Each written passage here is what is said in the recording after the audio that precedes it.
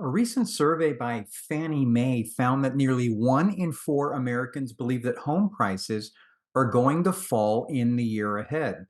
Now, this is despite the fact that home prices in 2023 are actually up for the majority of the country. But it's not surprising. After all, conflicting headlines and information is everywhere. So, in this last real estate market update of the year, I'm going to try and help you make sense of it all. I'm going to share my thoughts on what to look for in 2024 so that you can make the best decision for you and your family if you're considering buying or selling a home in the year ahead. Hi, this is Andrew with the Andrew Smith team, eXp Realty here in Frisco, Texas.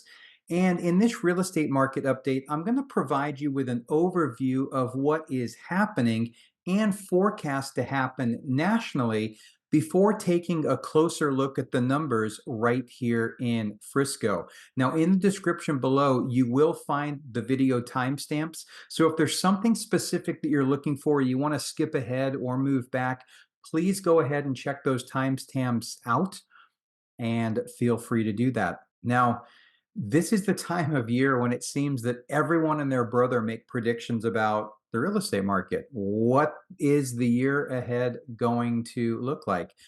And to be honest, if last year taught us anything, it's that those predictions should be taken, well, rather lightly. I mean, after all, we only have to go back to December of 2022, and 2023 was the year that the housing market was supposed to crash. At least that's what all the headlines said.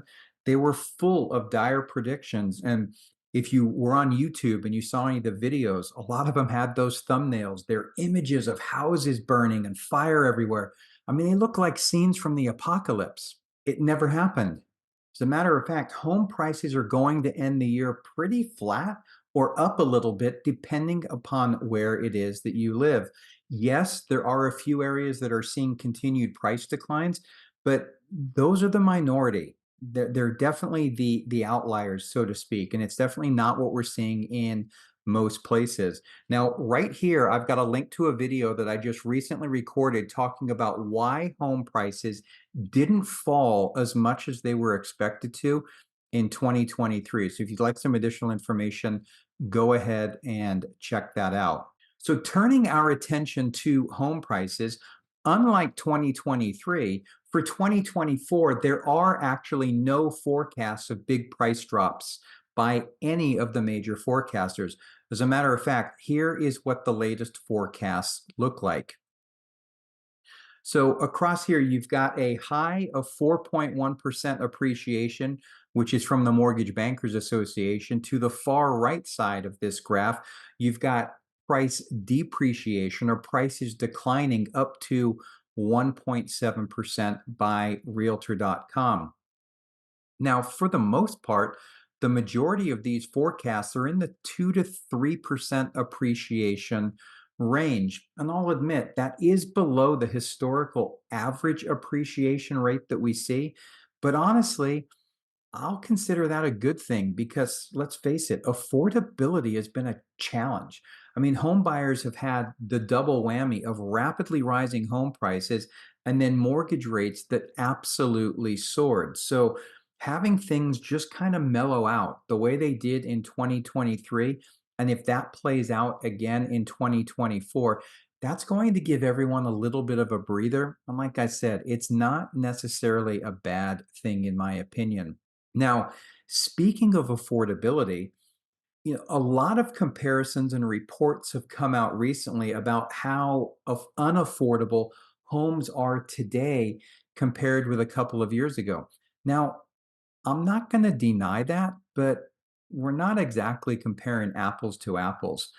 It's just not a realistic comparison. It's a bit like saying the high temperature today in December is not as hot as it was a day in the middle of August. I mean, it's an unfair comparison. So why would I say that? Now, I'm not knocking the fact that things have gotten expensive. They have. I'm just trying to provide, again, a little bit of perspective. Now, with that in mind, when mortgage rates dropped and they dropped to 3% and lower, homes obviously became extremely affordable. All kinds of people were buying. All kinds of people that hadn't been able to buy were suddenly buying.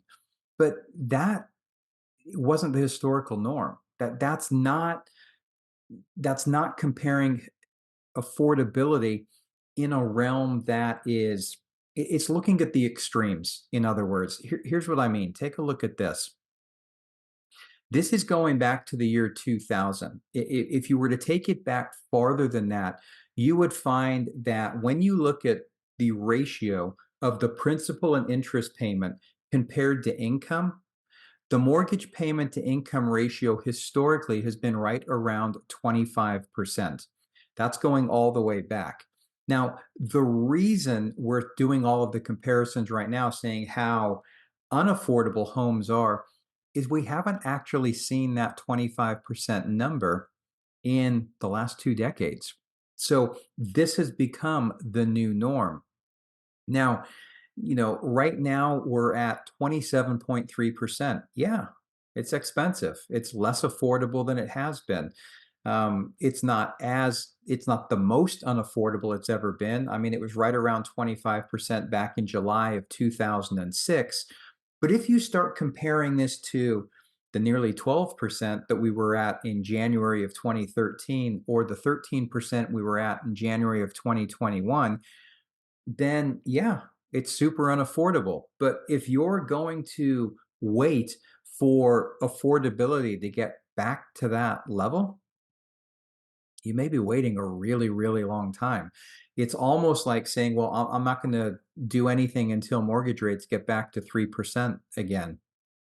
I don't know that we're ever going to see that again. So, it's taking everything with some perspective. That's all I'm trying to do here. I'm not trying to explain or justify one way or the other. Again, it's just providing some historical perspective so that you've got all of the information you need when you're looking at things and making sure that the comparisons are actually accurate. So moving on to mortgage rates, where are they going? Right? Well, you know, home prices receive most of the attention in terms of affordability, but to be honest with you, mortgage rates actually play a bigger role. And it's why, if there's any new construction in your area, much like there is a lot of here in the Frisco area, it's why the new home builders have focused so much of their attention and incentives being geared towards interest rate buy downs. That is what has kept sales moving. As a matter of fact, I did a deeper dive in this video right here that compares mortgage rates and home prices and shows you the impact that they have on affordability overall. Now, going back to mortgage rates, I'm not going to lie. I could get my crystal ball out right now and predict where exactly mortgage rates are heading. But to be honest, I may as well just look into a snow globe, right? I mean, it's about the same thing. Nobody knows. Nobody knows. And again, the last year has shown us that. Now, for all intents and purposes, mortgage rates should have started falling when inflation did back in the early summer. Mortgage rates tend to follow inflation. Yes, they lag a little bit, but that's what they tend to follow. But they didn't. Inflation was falling and mortgage rates weren't. So they weren't exactly following the normal pattern. Now, the good news is over the past couple of weeks, mortgage rates have dropped substantially. I actually saw somebody today on a 20% down loan, really good credit score, get quoted rates in the high sixes. We haven't seen that since the very beginning of the year. So that is really good news. And as those mortgage rates fall and continue to fall, which they are expected to do, you are going to start to see a lot of buyers come back into the market. All of those people that put their home buying plans on hold to wait and see what was going to happen, or simply because they had to, because of how expensive everything was.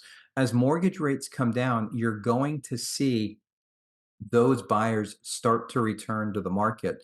So, what impact that has overall really depends upon what happens in terms of the overall supply of homes available. Now, let me explain that in more detail.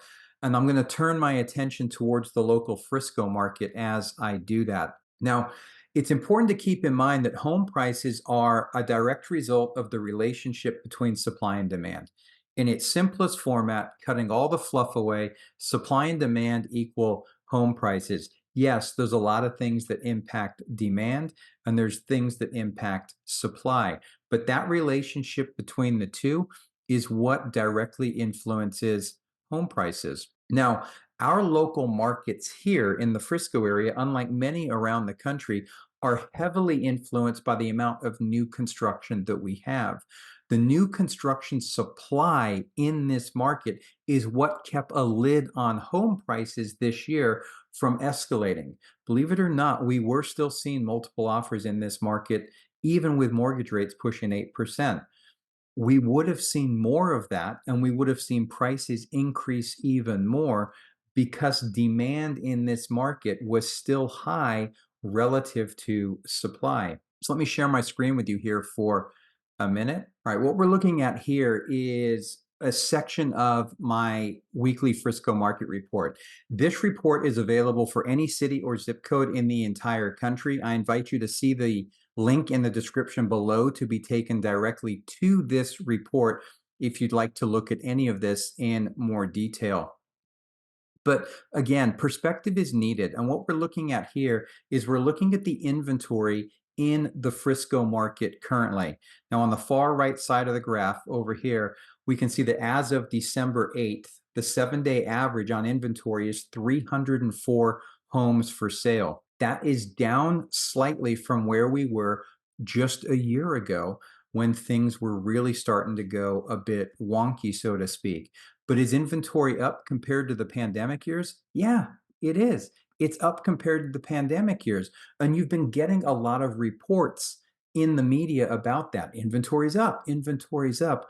But if you go back, this goes all the way back to December of 2018. Look here, 728 homes for sale 5 years ago. If we go into 2019, it dropped a little bit, but 628 homes for sale. We've got half of that for sale on the market right now. So again, unless we start to see more supply, it's going to be extremely difficult for there to be any meaningful price declines. And it just doesn't look like that is going to happen. We still have a case of a lot of people are locked in with mortgages at 3.25%. Why are they going to sell? They're not. They're simply sitting and waiting. That will start to change as mortgage rates dip, but we're not seeing a lot of it right now. As a matter of fact, inventory has been declining for the past few weeks. That's perfectly normal. We will continue to see declining inventory here, could be all the way into the end of January, early February, before we start to see that make its turn to the spring market. And if we see that coupled with lower interest rates, you can expect that we are going to be in for a very busy spring season. Now, I'm going to flip this over just for a second. We're going to look at list prices, and I'm going to zoom in on this part. We're going to go back just and look at the last year. So now we're looking at the median list price going all the way back to the very end of October 2022 to now.